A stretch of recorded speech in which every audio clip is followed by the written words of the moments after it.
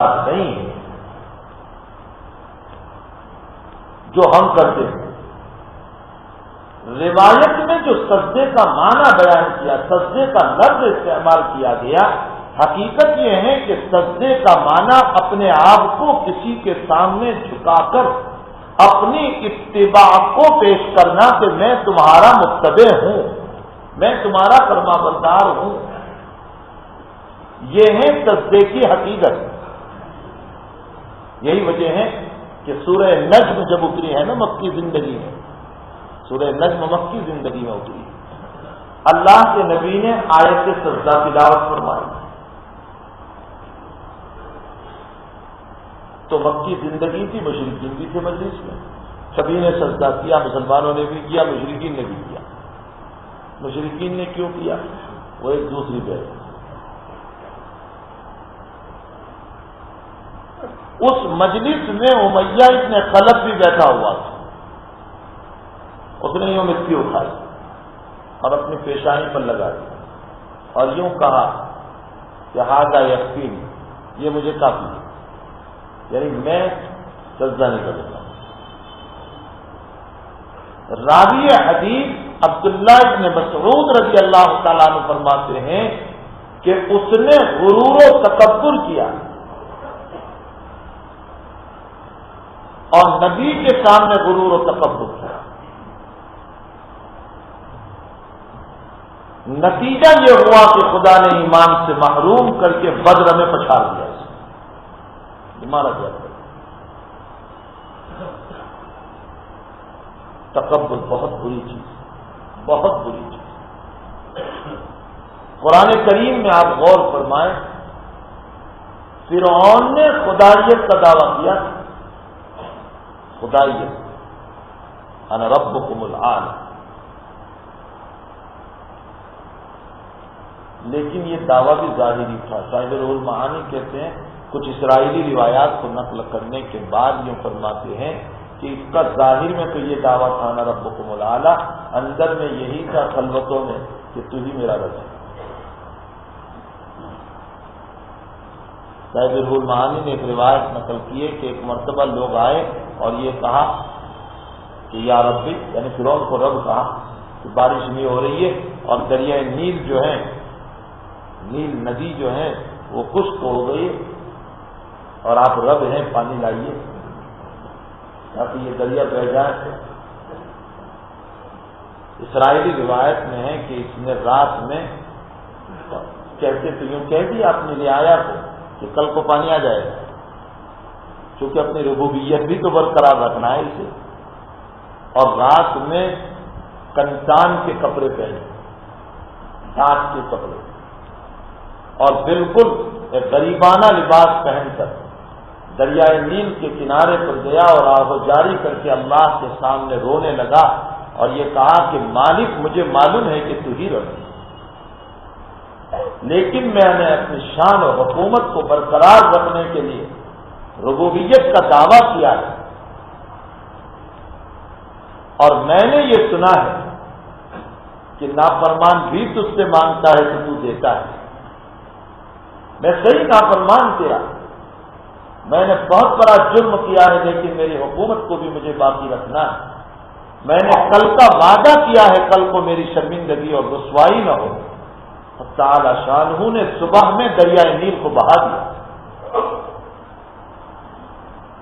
یہ روایت شاید اسرائیلی روایت ہے، نبی علیہ السلام سے نہیں ہے، یہ اسرائیلی روایت، لیکن علماء نے لکھا ہے کہ اگر اسرائیلی روایت نبی کے کلام سے نہ ٹکراتی ہو تو اس صورت میں اس کو بیان کرنے میں کوئی حرج نہیں ہے، البتہ ہم تصدیق و تکذیب کے باب میں خاموشی اختیار کریں گے۔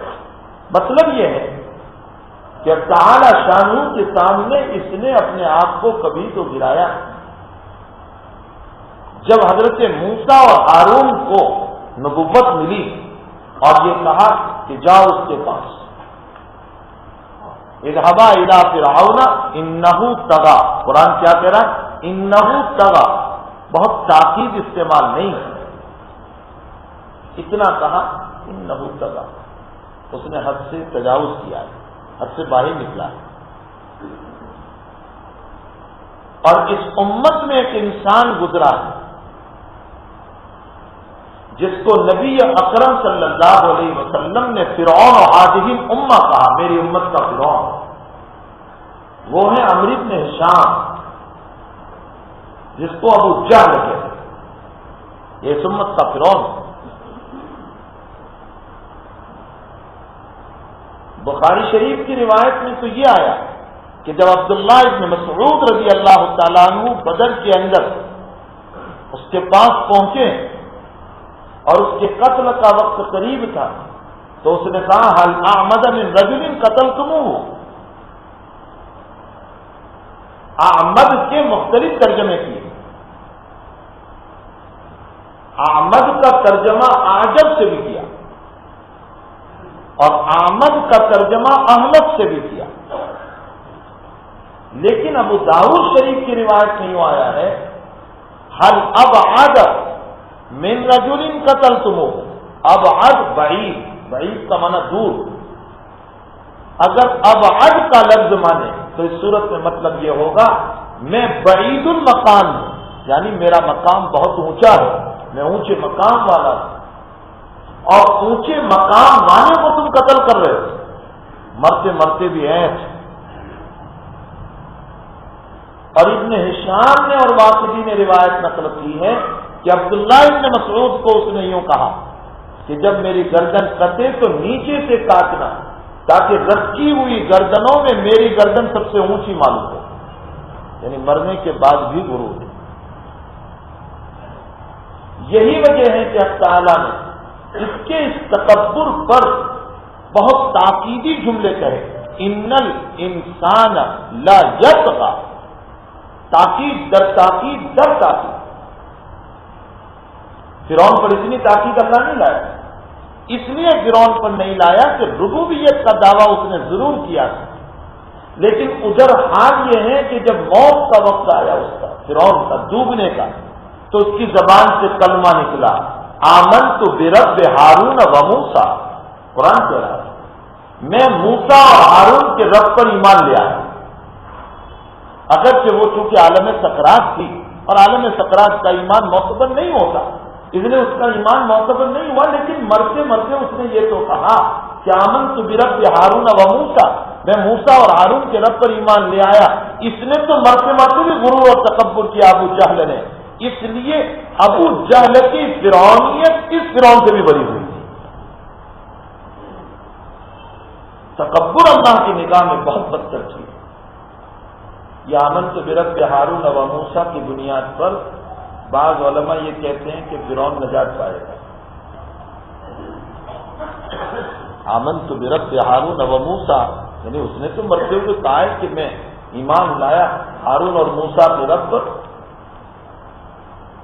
اور دوسری جگہ پر لا الہ الا اللہ کا کلمہ بھی اس سے ثابت ہے قرآن کریم۔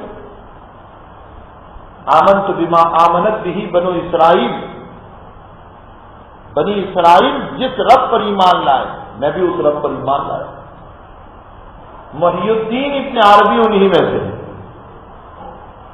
جو یوں فرماتے ہیں کہ فرعون ناجی ہے، نجات پائے گا اور اس کا کلمہ معتبر اور قیامت میں جنت سے جائے گا۔ میں نے آپ کو اس سے پہلے بھی ایک جملہ سنایا تھا کہ حضرت شاہ صاحب رحمۃ اللہ علیہ تو فرماتے ہیں کہ دین کے غوامض کو ابن عربی سمجھے، اور مجدد صاحب سرہندی رحمۃ اللہ علیہ فرماتے ہیں کہ میرے نزدیک ابن عربی سے زیادہ بے وقوف کوئی نہیں۔ وہ بڑے ہیں، بڑوں کی باتیں۔ ابن عربی یہ کہہ رہے ہیں کہ فرعون نجات پائے، ان کے کچھ حامی بھی ہو گئے، کچھ لوگ وہ بھی ہو گئے جنہوں نے ابن عربی کی بات کو لے لیا کہ ہاں ہاں یہ دلائل ہیں، اس لیے فرعون نجات پائے گا۔ کسی ایک فقیہ کے اس سلسلے میں بحث ہو گئی، وہ فقیہ یہ ثابت کر رہے تھے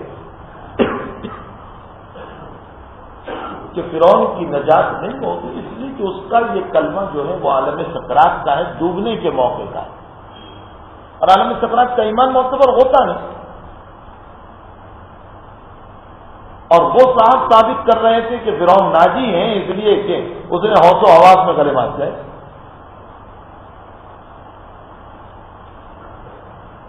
بحث ہو گئی. دوسرے دن وہ صاحب اسی فقی صاحب کو مل گئے تو فقی صاحب نے ان سے سلام کیا, السلام علیکم یا اخا فرعون, یعنی سامنے والے کو سلام کیا جو کل کو فرعون کی ناجی ہونے کو نجات کو ثابت کر رہے تھے نا, ان کو سلام کیا وہ فقی صاحب نے, السلام علیکم یا اخا فرعون, فرعون کے بھائی سلام علیکم. تو وہ ناراض ہو گئے کہ تم نے مجھ کو فرعون کا بھائی کہا. تو کہا کل کو تم نے یہ ثابت کیا کہ فرعون کا کلمہ معتبر, تو جس کا کلمہ معتبر وہ مسلمان, تو تمہاری نگاہ میں وہ مسلمان ہوا تو مسلمان بھائی ہے, وہ تمہارا بھائی ہو گیا. اس لیے میں نے کہا کوئی غلط تو کہا, السلام علیکم یا اخا فرعون. بہرحال کچھ لوگوں نے اس کلمے کی بنیاد پر فرعون کو ناجی کہا, لیکن صحیح بات یہ ہے کہ عالم سکرات کا ایمان معتبر نہیں. عالم سکرات میں صرف ایک شخصیت ایسی تھی کہ اگر وہ ایمان لے آتی تو اس کا ایمان معتبر ہو جاتا. ایک شخصیت, اور وہ شخصیت ہے نبی اکرم صلی اللہ علیہ وسلم کے عم محترم خواجہ ابو طالب. یہ شخصیت آپ آخری وقت میں جب چل رہے تھے تو اللہ کے نبی پہنچے قریب میں, یا عم قل لا الہ الا اللہ انا اشہد لک یوم القیامہ, رواہ مسلم. چچا کلمہ پڑھ لو, میں قیامت میں تمہاری گواہی دے دوں گا. بار بار اصرار رہا, لیکن ابو طالب کی زبان سے, چونکہ ابو جہل وغیرہ وہاں بیٹھے ہوئے, وہ بار بار یہ تلقین کر رہے تھے, اترغب یا ابا طالب عن ملت ابی کا, ارے ابو طالب مرتے ہوئے اپنے باپ کے مذہب کو چھوڑو گے. بس یہ جملہ ابو طالب کے قلب پر اثر کر گیا. آپ نے یہ کہا کہ میں تو انہی لوگوں کی باتوں پر مرتا ہوں. نبی علیہ السلام کو اتنا صدمہ ہوا, حضرت فرماتے ہیں کہ میں میرے چچا کے لیے اس وقت تک دعا کرتا رہوں گا جب تک کہ میرا خدا مجھ کو منع نہ کرے. اس لیے کہ ابو طالب کے بڑے احسانات کیا, بڑے احسانات. بچپن سے لے کر رسالت کے بعد تک آپ کی مکمل و حفاظت جس نے فرمائی وہ چچا ابو طالب, پوری دیکھ بھالی آپ نے فرمائی. بہت احسانات تھے ابو طالب. اس لیے حضور چاہتے تھے کہ چچا کلمہ پڑھ لے, اور نبی علیہ السلام کے اسی صدمے پر اللہ نے آیت اتاری, انک لا تہدی من احببت ولکن اللہ یہدی من یشاء. میرے پیغمبر آپ جسے چاہے ہدایت دیں گے, ہدایت تو ہمارا کام ہے.